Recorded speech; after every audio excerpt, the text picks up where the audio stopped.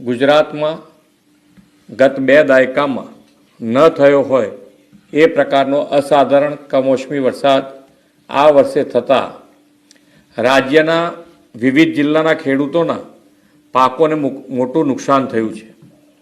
આ સંદર્ભે મેં તથા મારા સાથી મંત્રીઓએ જુદા જુદા જિલ્લાઓમાં જઈને અસરગ્રસ્ત ખેડૂતોની સાથે પ્રત્યક્ષ વાતચીત કરીને તેમની સ્થિતિ જાણી હતી।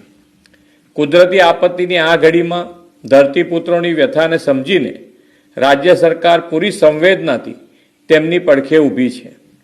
રાજ્યભરના ખેડૂતોના પાકને થયેલા વ્યાપક નુકસાન સામે તેમની લાગણીઓને ધ્યાને રાખીને રાજ્ય સરકાર દ્વારા ધરતીપુત્રો માટે રૂપિયા આશરે 10,000 કરોડના રાહત સહાય પેકેજની જાહેરાત કરું છું।